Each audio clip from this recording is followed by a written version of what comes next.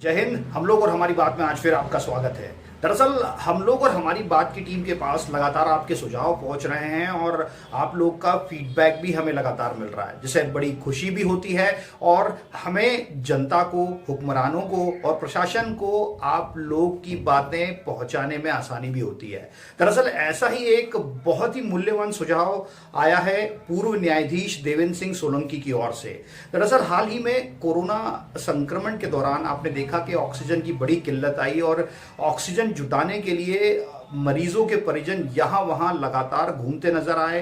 कई बार oxygen cylinders को भराने के लिए लंबी लंबी कतारों में लगे रहे, तो कहीं अस्पतालों के चक्कर काटते रहे। इन सबको लेकर पूर्व न्यायाधीश ने एक सुझाव दिया है, उनकी माने तो इसके तहत अस्पताल प्रशासन को मरीज इस बात की इत्तला 2 घंटे पहले दे कि उनका मरीज जो होम आइसोलेशन में है उसकी ऑक्सीजन खत्म होने वाली है और अस्पताल प्रशासन के माध्यम से एक टीम तैयार करे जिसमें ऑक्सीजन वैन का कॉन्सेप्ट हो। ये ऑक्सीजन वैन हूबहू उसी गैस की टंकी की तरह हो जो हमारे यहाँ घर पहुंच सेवा देती है। उसी तरह ऑक्सीजन के सिलेंडर को भरकर वैन में तैयार रखा जाए और जिस भी मरीज की जरूरत पड़ती है, जिस भी मरीज का फोन अस्पताल को मिलता है, वो उस मरीज के घर पर उस ऑक्सीजन के सिलेंडर को पहुंचाए। बदले में मरीज के घर के ऑक्सीजन सिलेंडर को उसके बदले रिप्लेस कर ले। इसके बदले में अगर वो चाहे जो न्यूनतम शुल्क हो सकता है वो भी लिया जा सकता है और इसे निःशुल्क भी वितरित किया जा सकता है।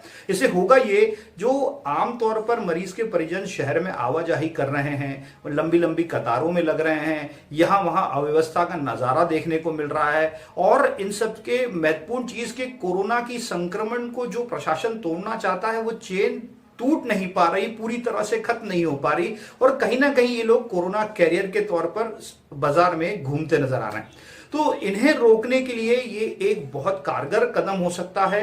ऐसा ही कुछ हरियाणा के रोहतक में भी देखने को मिला, जहां स्थानीय प्रशासन ने ऐसी ही ऑक्सीजन वैन बनाई है जो घर पहुंच सेवा दे रही है। रिफिल किए हुए जो ऑक्सीजन सिलेंडर्स होते हैं उन्हें रिप्लेस किया जाता है मरीज के यहाँ पर। मरीज इसकी इत्तला अस्पताल को 2 घंटे पूर्व देते हैं। तो ऐसा ही प्रयोग इंदौर में भी हो सकता है। वहीं दूसरा एक और महत्वपूर्ण सुझाव जो था वो वैक्सीनेशन को लेकर था।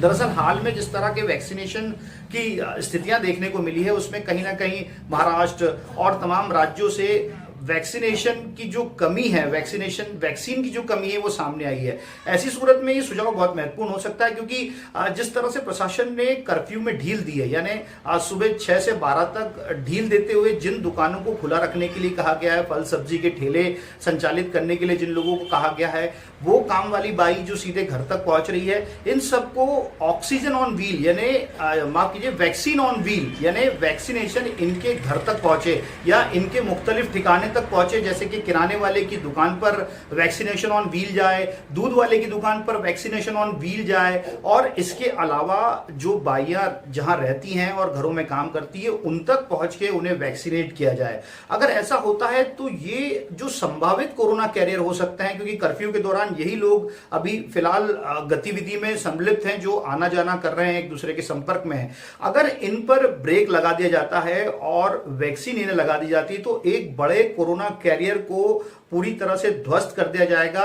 सरकार की वैक्सीन का जो इस्तेमाल है वो सबसे बढ़िया तरीके से होगा। कम वैक्सीन में इसका मैक्सिमम जिसे कह सकते हैं ज्यादातर इस्तेमाल इन लोगों को करके किया जा सकता है, क्योंकि ये कोरोना की चेन को तोड़ने में एक अहम किरदार साबित हो सकता है। तो ये दोनों ही बहुत महत्वपूर्ण सुझाव हैं और उम्मीद की जाती है कि शायद हुक्मरान इस पर गौर फरमाएंगे, प्रशासन के बड़े अधिकारी इस पर गौर फरमाएंगे, समाज का वो तबका जो जानता है कि वैक्सीनेशन ऑन व्हील अगर ऐसे लोगों के घर तक पहुंचती है या उनके मुख्तलिफ ठिकानों तक पहुंचती है तो उससे कोरोना की चेन को तोड़ने में एक बड़ी मदद मिल सकती है।